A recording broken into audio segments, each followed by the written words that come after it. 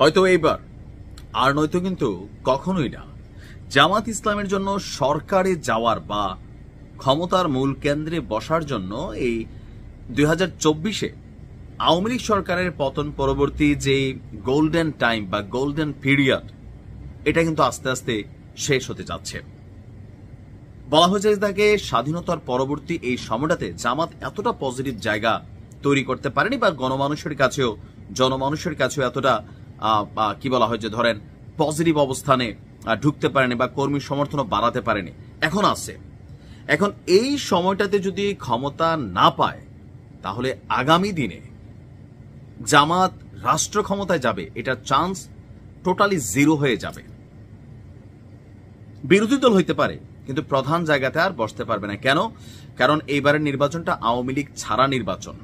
আর বাংলাদেশে আওয়ামী লীগ বিএনপি সহ নির্বাচনে অংশগ্রহণ করলে জামাত ইসলাম বা জাতীয় পার্টি বা আরো যে দলগুলো আছে, এনসিপির ভবিষ্যৎ জানি না, তবে সেইখানে খুব বেশি এই দুইটা দলকে ডিঙাইয়া ক্ষমতায় যাওয়ার ইতিহাস তো আপাতত নাই, এটা সম্ভাবনা হয়তোবা। যাই হোক, তো আমরা এই যে দেখছি এখন সবাই ইসলামপন্থীরা একটা পতাকার তলে আছে, আসলে কি আছে? না।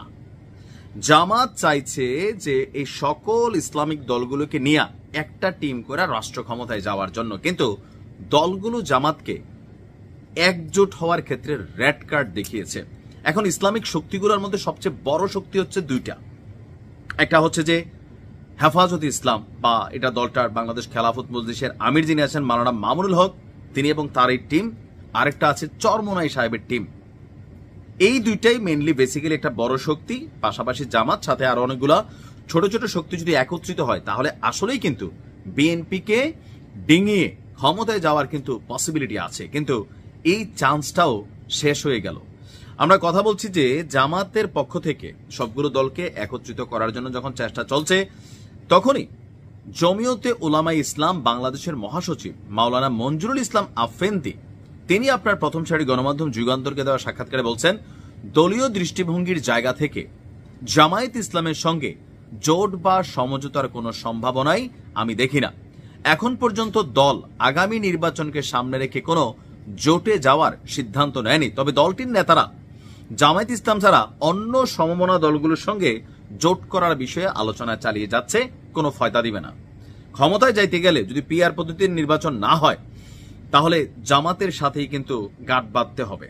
এবার আসুন আরেকজন ওয়ান ম্যান আর্মি বা দলটা সারা বাংলাদেশে প্রসিদ্ধ হেফাজত ইসলাম, যদি এটা কোনো রাজনৈতিক দল না, তবে তাদের আরেকটা যেটা রাজনৈতিক শাখা আছে, অনেকে বলে থাকেন বাংলাদেশ খেলাফত মজলিস, সেটার আমির মাওলানা মামুনুল হক, তিনি বলছেন ঐক্য প্রক্রিয়ার সঙ্গে প্রথম থেকে থাকলেও জামাত ইসলামের সাথে জোটে যাচ্ছে না তার দল। নির্বাচনী সমঝোতার বিষয়ে আমরা এখনো তেমন কিছু ভাবছি না।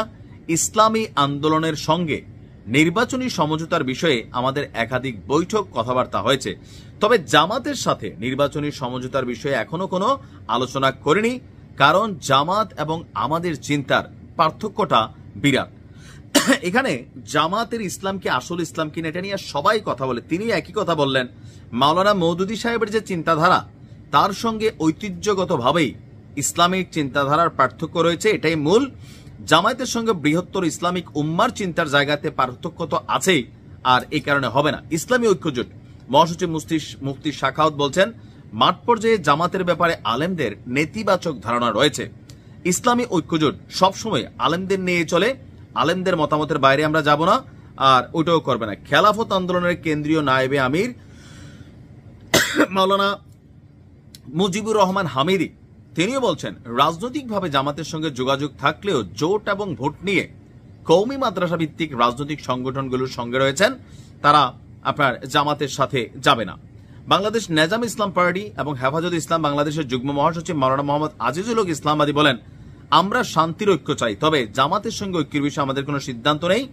আর খেলাফত মজলিসের নায়েবে আমির এখানে আলী কাশেমি, এখানে কিছুটা পজিটিভ আলোচনা আমরা যদি শুনতে পারি। জামাতকে সারা বছর যারা ধুইছে, চরমোনাই টিম একটু হালকা গ্রিন সিগন্যাল আছে।